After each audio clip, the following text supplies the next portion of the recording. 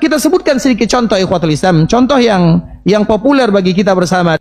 Salah satunya adalah hadis yang dibawakan oleh Abdullah bin Umar radhiyallahu taala anhu. Abdullah bin Umar adalah sahabat kecil Nabi sallallahu alaihi wasallam dan beliau termasuk orang yang paling banyak meriwayatkan hadis dari Nabi, dan beliau adalah orang yang paling cinta kepada Nabi sallallahu alaihi wasallam, dan beliau membuktikan bagaimana cintanya kepada Rasulullah sallallahu alaihi wasallam. Kita bacakan hadis yang ikhwatul Islam, yaitu hadis yang dikeluarkan oleh Imam At-Tirmidzi dan juga hadis yang dikeluarkan oleh Imam Al-Hakim. Anna rajulan atasa ila jambi ibn Umar. Ada salah seorang laki-laki yang bersin di samping Abdullah bin Umar. Dia bersin. Faqal, ketika dia bersin, maka dia pun mengucapkan alhamdulillah wassalamu ala rasulillah. Ada yang salah atau tidak? Kalimat ini tidak salah, tidak ada yang salah. Tapi yang kurang tepat itu adalah waktu dan tempatnya. Yang kurang tepat itu adalah waktu dan tempatnya. Kenapa? Karena dikala kita bersin, yang diajarkan oleh Nabi sallallahu alaihi wasallam kita mengucapkannya alhamdulillahi ala kulli hal. Itu adalah doa yang diajarkan oleh Nabi dikala kita mengucapkan ketika bersin. Sedangkan assalamu ala rasulillah itu bukan doa yang kita baca setelah kita bersin. Bisa dipahami? Kita contohkan misalnya, boleh tidak kita mengucapkan istighfar 100 kali setelah salat? Boleh atau tidak? Setelah kita salam ke kanan, salam ke kiri, istighfarnya hanya 3 kali. Kenapa hanya 3 kali?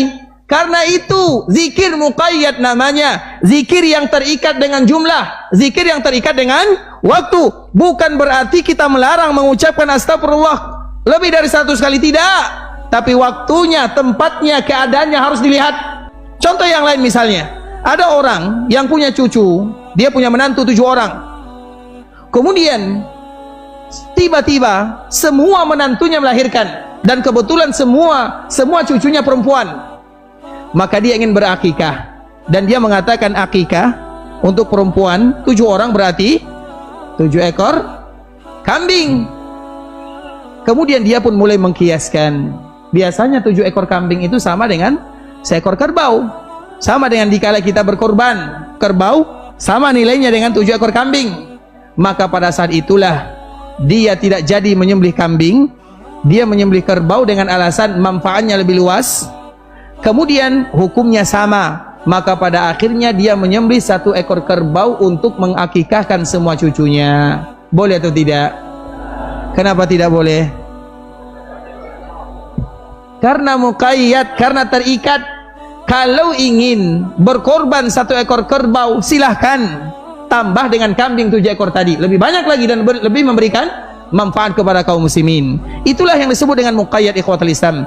Maka kita kembalikan kepada permasalahan yang terjadi kepada Abdullah bin Umar. Abdullah bin Umar, dikala ada orang bersin, maka orang ini mengucapkan alhamdulillah wassalamu ala rasulillah.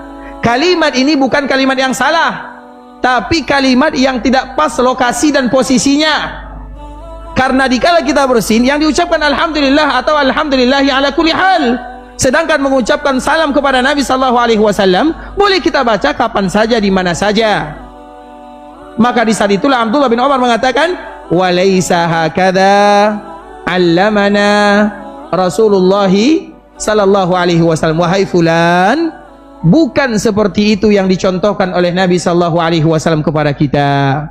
Begitulah tentang masalah sunnah Nabi sallallahu alaihi wasallam.